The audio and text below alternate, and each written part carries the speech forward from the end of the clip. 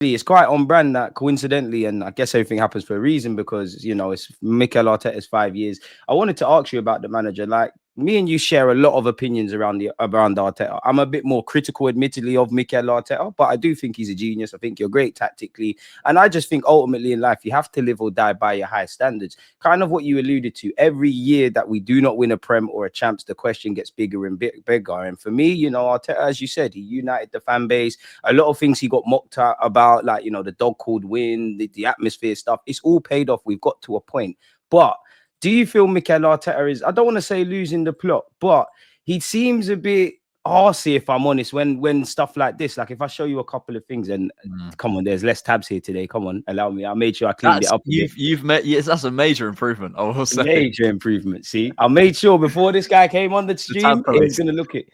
And all of these tabs are being used. But on criticism, Mikel Arteta said we deserve to win the last 6 games by a mile. Before that, again, after the Everton game, he said, I'm very disappointed not to win the game because we fully deserved to win the game. We conceded no shots on target. We dominated direct play. We did all the right things up to the last 20 meters. Now, I only ask you about this because I feel Mikel Arteta keeps saying this. Like, I feel when we drop points or we're not happy, we see the same things, the low blocks, inability to break them down. We do dominate all the field tilts and the XGs and things of that ilk. But it does feel a bit wrong of Mikel Arteta to say that to me, because if we deserve to win the game, we would have won it. But where are you at with that? Yeah. Just quickly, am I lagging or are you lagging? I think you're slightly... I'm fine. Like, maybe it's me if I can't see lagging. Yo, hello. People let us know. You're frozen. I can hear you, but you're frozen. I think on that, I get it. I mean, ultimately, if that was Ange, I'd probably be. Oh, he's gone. I'll carry on. Ultimately, if that was Ange, I think we would be. It could just be. Oh, apparently we're both good. So it might just be mine. Anyway. Oh, I refreshed my browser. All right, we'll go again. We'll carry on. If that was Ange, I think I'd be saying, "Oh, he's losing the plot" or whatever. I mean, Ange does it every week, so whatever. I think what it is Arteta is Arteta going back off a little bit, and I actually 100%. don't mind that.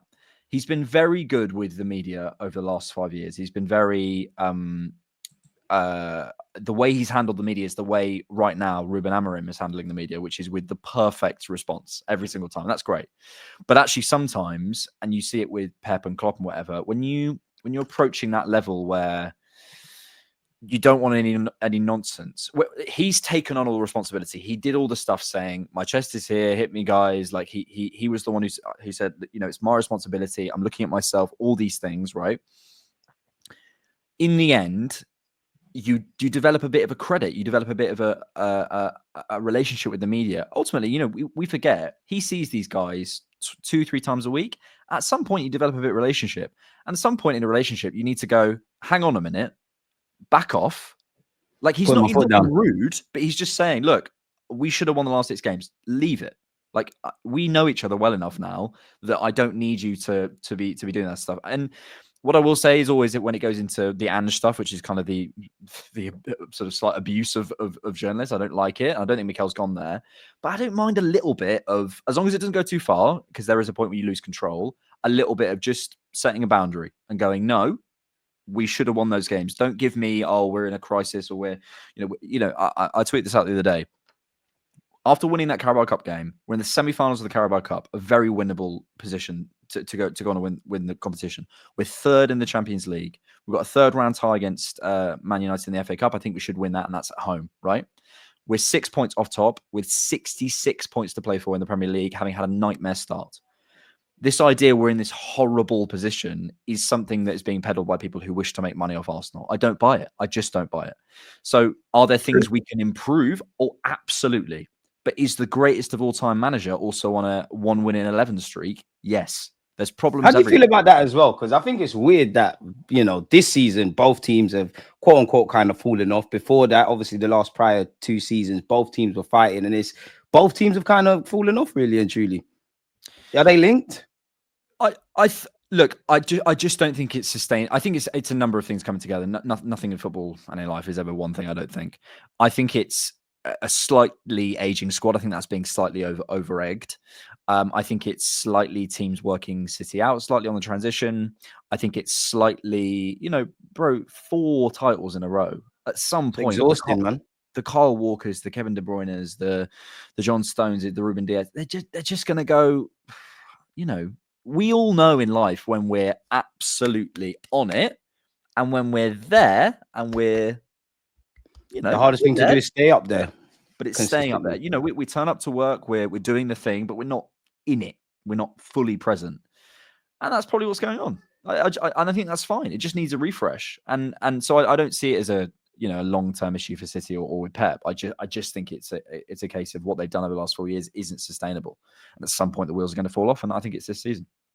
I think you're bang on the money, man. I think, naturally, I personally think where you look at City, I think they've been due this purely because I don't feel they've done what they've needed to do in the market. But away from Manchester City, you kind of alluded to it. Again, you said, you wielded off all the stats. We're in that kind of, in my opinion, that halfway house, and that I don't think it should be all negative. I don't think it should be all positive. I think we're still in all competitions. But genuinely, how do you feel about our chances of silverware then? Because for me, I think our best chance at this moment in time evidently looks like the League Cup. You've got a two-legged tie. You do that, you're in the final.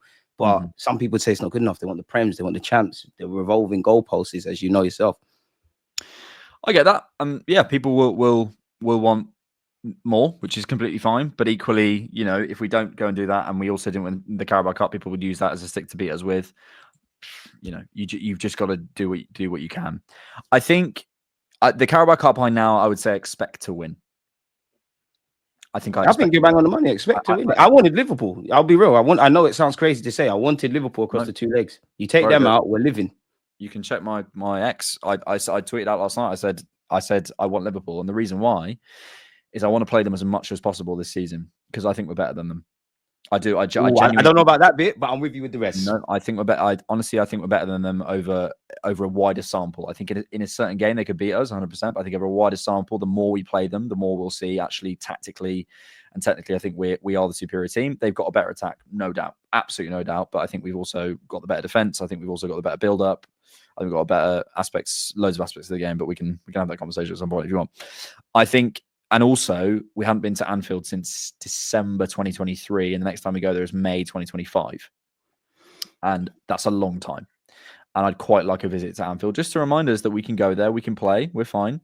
But yeah, I think we've got the home leg against Newcastle. I think we should get a decent cushion. I think Cher and Guimaraes are suspended. I think we should be make right that count, man. Got to kill them at home. Yep, got to capitalize on that. And then I honestly think at a neutral venue at our second home, Wembley, I think we win.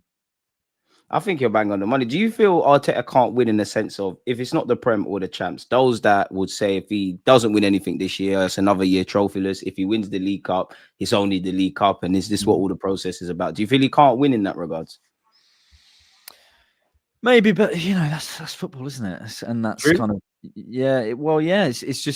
it's just the way ultimately there's always going to be naysayers that you literally can't please everyone. So there's always going to be criticism. You can find criticism of every manager ever. So this idea, what happens is we hyper focus on our own problems and then look at other managers and pretend they have no issues. Of course they do. Real Madrid have been up and down. City, where they're at, Arne Slot is. What's funny is if Arne Slot had joined 5 games into the season, the phrase "new manager bounce" would have been attached, wouldn't it? But it never gets attached. It never gets attached when it's at the beginning of the season. I'm not saying he's also doing an absolutely brilliant job, and I want to emphasize that. I think Liverpool